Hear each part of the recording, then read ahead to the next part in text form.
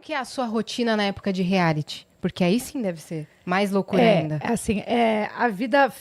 engraçado, eu como fã de reality, nunca imaginei como é uma rotina de reality, porque eu acabo sendo parte daquilo tudo. Eu também fico confinada. Sim. E eu descobri isso rápido, né? Porque eu percebi que não tem como você conviver em família, socialmente, com reality rolando. Esquece. Não tem. Mesmo no seu dia de folga, você não consegue, porque é meio médico. Você fica, como eu tô aqui, esperando a diretora ver se ele passou, se ele não passou, a mesma coisa. É o Carelli. Você fica vendo se o Carelli vai ligar e falar, tem que vir aqui correndo agora, porque deu um pepino aqui. Ou alguém jogou não sei quem em alguém.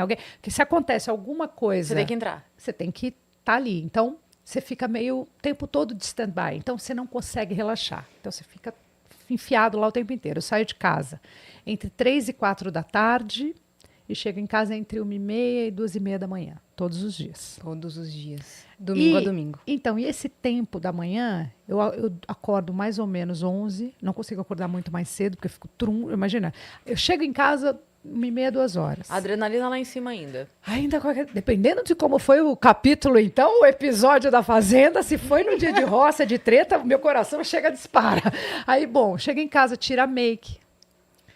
Ainda converso um pouco, porque ainda tô tensa. Olho um pouco o Instagram, dou aquela girada, dou um pulinho no TikTok. Cobrando mensagem o dia aí inteiro. vou aqui, vou ali, quando eu vejo 3h30. Aí vou dar aquela descansada, acordo 11h30, meio-dia. Aí vou treinar, quando dá. E aí já começo banho, como uma coisinha. E looping. E aí eu fico nesse looping até quase no colo do Papai Noel, porque termina 21 de dezembro. Então, eu me organizo psicologicamente. Organizo a minha agenda e organizo a minha família para contar comigo até setembro, 19 de setembro, que é normalmente quando a gente estreia. Não tem uma data exata, mas mais ou menos por aí. Mas depois de lá, se vocês quiserem me ver, só lá em Itapecerica da Serra. Entendeu? Aí vocês podem chegar lá, mas depois ninguém me cruza mais, porque o meu horário é contra o horário de todo mundo. Então, não vejo mais filho, não vejo marido, não vejo ninguém. Como é que o Vitório lida com isso nessa época? Então, de vez em quando ele sai da escola com os amigos e vai lá, porque ele curte também, ele gosta das coisas que estão acontecendo. Quando ele tá bem, né? Dá para ele no dia seguinte, porque ele não vai no dia seguinte na escola, provavelmente, porque ele vai sair de lá muito de madrugada. Sim, Ou então o Alê vai com ele, fica um pouco e volta. Sim. Então, assim é uma forma. Meu dia de folga, sexta-feira. Então, até quinta-feira eu fico nessa loucura, sexta-feira eu tenho folga. Então, aí eu consigo ficar com ele, pegar um cinema ou ir em algum lugar, jantar, ficar com ele um pouco mais dedicada. E aí o Alê também usa meu dia de folga, o Alê, meu marido, que é meu empresário também, para colocar todo o resto que eu não consigo cumprir. Dia de folga, entendi. Então, meu dia de folga, ó. Entendi Maia! o conceito. Ó, Entendi o Alê, conceito. pra você, tá? Fofo. Meu dia de folga. Você em Tá? época de reality. Vamos sair, Adri? Ó, exatamente. A gente, você lembra aquele dia que a gente tava no dia de folga, a gente fez o dia inteiro, a gente gravou 30 coisas no dia de É folga. uma loucura o dia de folga, entendeu? Então, vira reunião, dia de folga. Quando eu vejo, não tenho, já foi o dia. É isso. E aí, quando você não tá no reality, você inventa de filmar um documentário. Então, é um tipo reality entendi. também, entendeu? Eu já tô na segunda temporada, inclusive, do Barras Invisíveis, que vocês estão participando, que eu tô que feliz de ter a honra. participação de vocês. Depois eu quero depoimentos. Claro. Com certeza. Lógico. E a gente, quando eu recebo esse convite para fazer o Barras, eu fico tensa, porque eu falo, gente, reality eu sei bem como é que é. E eu gosto, assim, eu nunca tive problema nenhum de falar da minha vida, dos meus erros, dos meus acertos, do jeito que eu sou. A gente tá aqui para errar, muito mais do que para acertar. A gente só aprende errando. Você não tem outro jeito de aprender. Sim. Né? Ninguém sai acertando, você sai errando. E aí, sim. sorte sua se você errar meio próximo do acerto. Sim. E aí vai. Então, eu falei, cara, mas eu vou me expor desse jeito. Falei, vamos ver como é que fica também. É legal documentar um pouco. Eu já tenho 51 anos, tenho muita coisa para contar, muita história que eu vivi, mas acima de tudo, aquilo que você estava falando que a gente nunca conta, que são os perrengues que a gente não mostra para as pessoas. Eu falei, também é legal as pessoas verem os tombos que eu levo, porque parece um pouco, às vezes, que minha vida é muito, muito maravilhosa, né? Tem filho, marido, tá ótima, trabalha, tá tudo certo. Não, peraí, tem tantas coisas e tantos nãos que eu continuo recebendo que eu volto lá para aquela menininha que tomava um monte de não e eu sigo assim. Só que a casca já tá... Só que a gente já vai aprendendo a lidar com as questões, né? Mas aí eu decidi, então, topei e comecei. Me arrependi logo no começo já, mas aí já estava assinado, né? Porque eu falei, como é que é essa câmera Será que é por assim? isso que eles fazem a gente assinar antes? Entendeu? Acho que sim. Acho que tem um fundamento. A equipe gata. dando risada aqui. Não é, porque assim, eu me vejo, de repente, primeiro, você acaba percebendo que não dá para você estar sempre legal mesmo. E que vai pegar a olheira, vai pegar a cagada com a pé. Vai dar ruim. Eu me preocupo com isso. As pessoas me sacaneiam, que eu adoro usar filtro, eu adoro Photoshop, eu adoro. Isso não quer dizer que eu não me aceite. Mas eu adoro. Mas você tem uma ferramenta que melhore? Eu acho muito maravilhoso. Mexe aqui, mexe ali, vai mexer. Imagina, eu fiz a minha primeira Playboy, não tinha Photoshop. A segunda já tinha, ó, toda photoshopada na segunda, 0 de Photoshop na primeira. Mas a primeira... A parede fazendo assim. Entendeu? Mas é louco isso, porque eu sou dessa geração que não tinha Photoshop, não tinha TP. Sim. E outras cocitas mais que só adiantam a nossa vida. Mas eu não tô nem aí. Falei, não, beleza, eu sou super... sem pudor, mais ou menos. Percebi que eu fico bem tensa quando chega a câmera logo de manhã. Você fala, meu, nossa senhora, tô com a pior roupa, tô toda ruim, não queria que as pessoas me vissem assim, mas aí já foi. Então aí tem uma discussão com o Vitório, quando eu vejo já tô microfonada. Aí falei alguma merda que eu não devia, morro de medo, porque isso é uma coisa que antigamente a gente não tinha, mas hoje a gente tem. Sim. Quem fala muito fala merda.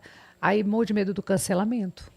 Por exemplo, às vezes você fala uma coisa no auge da sua raiva, nem é aquilo que você pensa, né? Aí você vai ter que se explicar que você não falou, que você falou, agora já foi, já estou microfonada. Então, tem muitas questões que a gente tenta fazer de uma forma organizada e direita e bonitinha, né?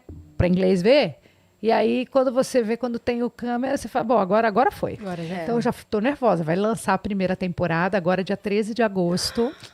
Na Universal Plus, Barras Invisíveis, escolhi esse nome também, porque eu acho que as minhas barras, elas são invisíveis para os olhos dos outros, assim como as de vocês também. Nós, mulheres, vivemos essa experiência, né? Quando a gente fala de culpa, quando a gente fala de maternidade, quando a gente fala dos nossos medos, é tudo meio invisível para os olhos dos homens, por exemplo. Para eles é tudo um pouquinho menor. Sim. Porque eles não conseguem calçar esse sapato e não vão conseguir calçar. E não são cobrados de calçar. E não tem essa cobrança, exatamente. Então, eles não viveram essa experiência da cobrança e a gente sabe quantas barras a gente carrega que só a gente sabe que carrega. Sim. Nem os nossos filhos conseguem ter dimensão, nem os nossos pais, porque é outra geração. E então, a gente vai guardando essas barras pra gente. Por isso que eu escolhi esse nome, porque eu acho que elas são invisíveis mesmo. E aí eu resolvi deixá-las visíveis. Falar um pouco dos tabus, das questões da minha vida que me trouxeram até aqui, sabe? Não cheguei aqui na facilidade, eu cheguei na dificuldade mesmo. Eu só ia comentar que eu vi um filme outro dia, chamou Uma Ideia de Você.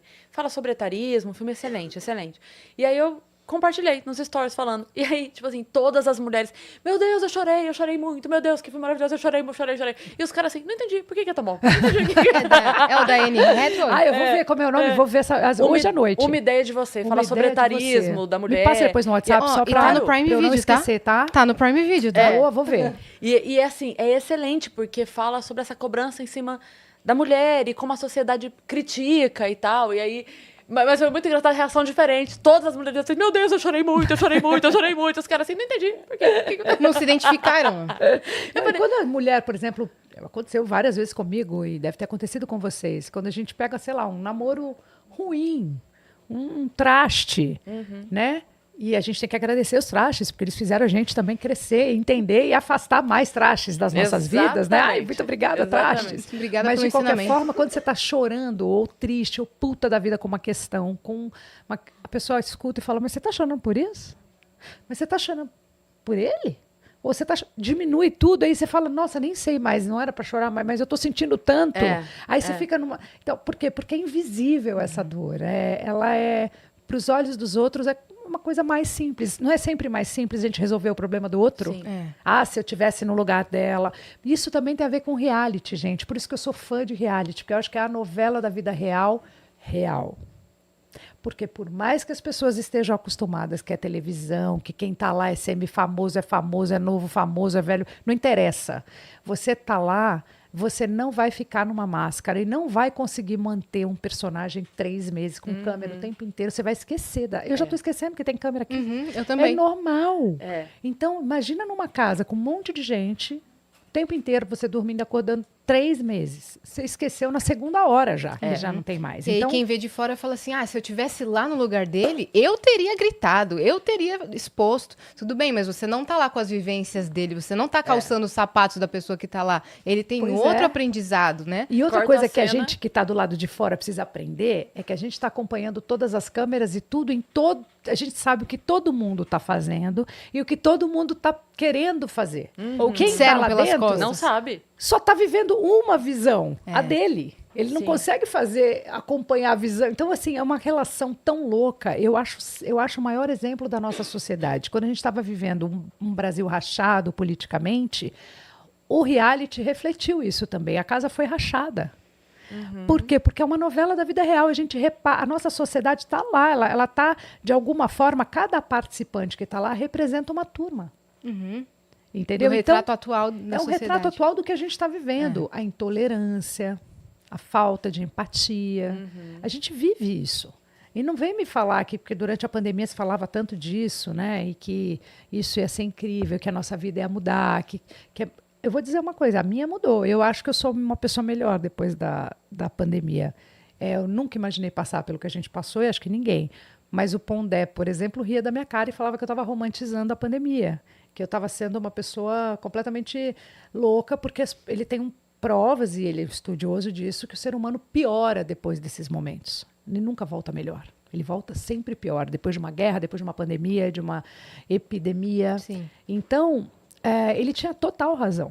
O ser humano não melhorou depois dessa. Não foi uma lição para gente, mas para mim foi. Então, eu posso falar por mim. Eu acho que eu comecei a olhar diferente para o ser humano, diferente para o outro. E acho que o reality, dentro, ele né? retrata, eu estava dizendo isso porque eu acho que o reality, ele retrata tudo isso que a gente está passando. Na pandemia, as pessoas passaram a se apaixonar por reality. Foi quando aconteceram os grandes ibopes, né? Tanto do Big Brother, como da Fazenda, como os outros realities. Porque todo mundo estava em casa e a gente começou a assistir e aí começou a olhar o ser humano ali. Sentia falta de interação social. Então, Pois deixa eu é. viver a interação social deles ali, né? E acho que a gente não perdeu essa paixão. Eu sigo acompanhando os realities todos, não só o que eu faço. E eu amo e eu respeito cada participante de reality. Eu, depois que comecei a fazer, então, passei a admirá-los, porque se tem um trem difícil, é esse difícil. negócio de reality. Por isso que o prêmio é mais de R$1 milhão e tem que ser. 1,5 milhão. Eu estou lutando para aumentar o prêmio da Fazenda, porque realmente esse dinheiro é suado. Você fala, como é que eu vou conseguir ganhar esse dinheiro em 3 meses? Vai ser difícil. Né? Aqui fora, você não consegue fazer, né? É muito difícil. Agora, dentro do reality é mais difícil ainda, que parece tudo mais fácil, mas lidar com as nossas questões, com a nossa cabeça, com os nossos medos, com os nossos fantasmas, é muito pior do que a gente imagina. Com certeza. Sem saber o que Com está sendo dito aqui certeza. fora de você, entendeu? Então, Esse acho que é o meu maior problema. Eu não sei como é que tá o reflexo disso lá fora. Então, eu não tenho um panorama, assim, não tenho... Você não sabe se você tá Continuo, paro. do lado do amigo certo, né? Todo mundo torcendo pra você dar um beijo no cara, você tá dando um beijo no outro, né? Você fala, ai, tá Ai, perdendo o droga. reality. Mas isso é uma coisa que você não tá no seu comando. E o legal do reality é isso. Porque não é uma novelinha que você roteiriza e faz como o público quer. Não é. E é o que você falou, né? O negócio da máscara. Não tem como enganar. Então você pode. Aquele artista que você amava, pode ser que você pare de amar. E Então. aquele outro que você nem dava muita bola, pode ser que você adore ele depois de 3 meses, porque você vai ver que é uma Exatamente. pessoa super legal. O que não vale é as pessoas acharem que, de alguma forma, o que acontece lá é controlado. Não, não é. É controlado pelas câmeras, claro. A gente tem 24 horas, psicólogo, psiquiatra, ambulância, tudo que vocês podem imaginar, bombeiro, médico, tem tudo para eles o tempo inteiro. Mas ninguém invade o pensamento deles. Por isso que eu falo, né? Eu, como apresentadora, tô do lado das regras do programa, dos patrocinadores e do público. E as grandes estrelas são eles. Eu só tô conduzindo essa história e assistindo com o mesmo olhar do público. Eu não tenho nenhuma diferença do público. Só que eu conto a história porque eu entro na casa de uma forma diferente do público. Eu consigo conversar com eles, eu consigo acompanhá-los nas câmeras internas. Então, às vezes, eu tenho algumas informações que eu posso dar para o público. Mas o meu papel é deixar muito claro que as estrelas são eles e a gente aqui comanda o programa. Então, eles têm regras para cumprir. Saiu da regra ou toca o sino, vai ser expulso, alguma coisa vai acontecer. Tirando isso, é um problema deles, as histórias que eles vão contar. entendeu? E muitas vezes eles contam uma história lá que depois eles se arrependem de ter contado também, ou Que nem então eles já precisava. entram querendo, sei lá, ou a pessoa já entra cancelada e aproveita esse espaço para Pra reverter. mostrar que ela não é exatamente assim, ou ela sai cancelada, ou não, ou ela entra e sai do jeito que foi, ou melhor. Eu sempre acho que é melhor. Eu acho que você tem lá uma chance de conseguir coisas, por exemplo, a gente tem exemplos como o Jojo Todinho, como o próprio Rico Melquiades, como a própria Bárbara Borges, que está na novela agora. Sim. A gente tem histórias, pelo menos dos que eu comandei, de quem ganhou e quem ficou em segundo lugar, terceiro lugar, que o Brasil conheceu. Né? Você estava falando sobre a pandemia, eu acho que tem um pouco disso também. Acho que não é nem sobre deixa melhor ou deixa melhor. Quem sou eu para discutir com o poder, mas eu acho que potencializa aquilo que já tinha uma faísca, sabe? Eu acho que de alguma forma... Eu digo assim, tipo, eu sempre ajudei, sempre gostei de ajudar, tipo, ONGs e tal. Eu nunca ajudei tanto quanto na pandemia. Eu também. E depois que passou, eu mantive o hábito. Então, isso melhorou em mim. Eu não Também. posso Por isso que eu negar. falo que eu sou uma pessoa melhor nesse capítulo. Mas, também. então, assim, você vai ver sobre casamentos que separaram ou que se firmaram. Então, aquele casamento que já estava meio rachado, cara, Acabou. a hora que você foi obrigado a conviver com a pessoa, sendo que o seu alívio era sair para trabalhar, a hora que você parou de sair para trabalhar e você teve que conviver com a pessoa, aí o casamento foi pra merda. Mas eu acho que é bom. É bom, mas também teve o contrário, que aquele que estava meio afastado, mas ainda amava, a hora que se viu na obrigação de conviver, reaproximou, reacendeu. Eu acho que teve então, coisas boas, Eu né? acho que potencializa. É, Sabe? o Aquela bom e o ruim. faísquinha. O bom e o ruim. Boa. Potencializa.